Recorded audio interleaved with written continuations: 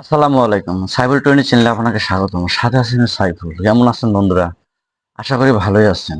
আজ আমি দেখাবো যারা মাইক্রোসফট এক্সেস সম্পর্কে সম্পূর্ণ নতুন তাদের জন্য এই ভিডিওটি। অর্থাৎ যারা মাইক্রোসফট এক্সেস নতুন শুরু করতে চাচ্ছেন, তারা কিভাবে মাইক্রোসফট এক্সেস ডকুমেন্টটি কম্পিউটারে ওপেন করতে হয় সেই বিষয়ে জানেন না, তাদের জন্য এই ভিডিও। কথা না বাড়িয়ে যাওয়া যাক মূল ভিডিওতে। মূল ভিডিওতে যাওয়ার আগে আমার ছোট্ট একটি রিকোয়েস্ট, আপনি যদি আমার চ্যানেলে নতুন হয়ে থাকেন তাহলে চ্যানেলটিকে সাবস্ক্রাইব করবেন। আর যদি অলরেডি সাবস্ক্রাইব করে থাকেন তাহলে many many thanks. Microsoft access open করার জন্য প্রথমেই আপনার কম্পিউটারে মাইক্রোসফট অ্যাক্সেসের যে কোনো ভার্সন ইনস্টল করে নিতে হবে। মনে করি আপনার পিসিতে মাইক্রোসফট অ্যাক্সেস ইনস্টল করা আছে।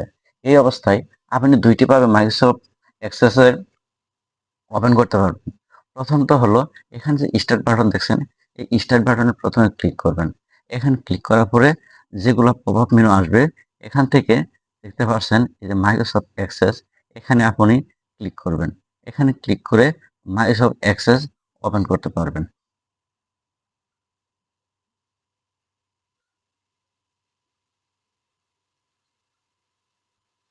ক্লিক করার পরে এখানে আমাদের সামনে অনেকগুলা টেমপ্লেট আছে। এখান থেকে প্রথমে দেখতে পাচ্ছেন ব্ল্যাঙ্ক ডাটাবেস। এই ব্ল্যাঙ্ক ডাটাবেসে ক্লিক করবেন। ক্লিক করলে এখানে দেখা যাচ্ছে যে ফাইল নেম, অর্থাৎ আপনি যে মাইক্রোসফট অ্যাক্সেসটা ওপেন করবেন সেটা একটা নাম দিয়ে সেভ করুন। ধরুন আমি এই মাইক্রোসফটের একটা নাম দিলাম ডাটাবেস 1।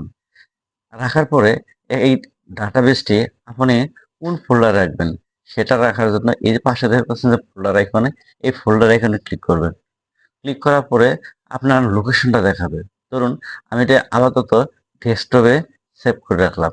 ডেস্কটপে সিলেক্ট করে এখানে ওকেতে ক্লিক করলাম। ক্লিক করার পরে আমাদের লোকেশন সিলেক্ট করা শেষ। এখন নিচে যে দেখতে পাচ্ছেন ক্রিয়েট, এই ক্রিয়েট বাটনে আমরা ক্লিক করলাম। ক্লিক করলেই এখানে দেখতে পাচ্ছেন মাইক্রোসফট অ্যাক্সেস ওপেন হয়েছে। এখান থেকে আপনি কাজ করতে পারবেন। দ্বিতীয় উপায় হলো এই যে ডেস্কটপের যে কোনো খালি জায়গায় আপনি মাউসের রাইট বাটন ক্লিক করবেন। মাউসের রাইট বাটন ক্লিক করে এখানে দেখতে পাচ্ছেন নিউ, এই নিউতে ক্লিক করার পরে এখানে সর্বপ্রথম দেখতে পাচ্ছেন মাইক্রোসফট অ্যাক্সেস ডাটাবেস। এই মাইক্রোসফট অ্যাক্সেস ডাটাবেসে এখানে ক্লিক করলাম। এখানে ক্লিক করার পরে আমাদের ফাইলটি ক্রিয়েট হয়ে গেছে। এখানে আপনি নাম দিতে পারেন। ধরুন এই একটা ডাটাবেসের নাম দিলাম আমি ম্যাঙ্গো। ম্যাঙ্গো দিয়ে এই ডাটাবেসটি আমি সেভ করে রাখলাম। এখন আমি ইন্টার ক্লিক করলাম। ইন্টার ক্লিক করার পর আবার একটা এন্টার প্রেস করলাম। দেখুন মাইক্রোসফট অ্যাক্সেস ওপেন হয়ে গেছে। এখানে আমাদের পারমিশন যাচ্ছে। পারমিশন যাওয়ার জন্য এনাবল কন্টেন্ট এখানে ক্লিক করলাম। তাহলে হয়ে গেল। এখন এখান থেকে আপনি ক্রিয়েট এক্সটার্নাল ডাটা, এখানে যদি ক্রিয়েট আমি ক্লিক করি, ক্লিক করার টেবিল আছে, table design, query wizard, query form design, আপনি যে কাজ করবেন। তাহলে ডাটাবেস ওপেন করার পরে আমরা প্রথমে যে কাজটা করি সেটা হচ্ছে টেবিল ক্রিয়েট করি। টেবিল ক্রিয়েট করার জন্য এখানে দেখেন আসছে। আসার পরে এই টেবিল এতে যাবেন ডিজাইন ভিউ। ডিজাইন ভিউয়ে এই টেবিলের নাম সেভ করে রাখছে, কারণ একটা অ্যাক্সেস ডাটাবেসে অনেকগুলো টেবিল হয়। তাহলে আমরা এই টেবিল 1 দিয়ে সেভ করে রাখলাম। এখন আপনি যা যা মনে চায় তা লিখতে পারবেন। আশা করি ভিডিওটি বুঝতে পারছেন।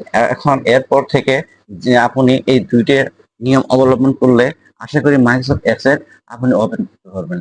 আশা করি ভিডিওটি অবশ্যই ভালো লাগছে।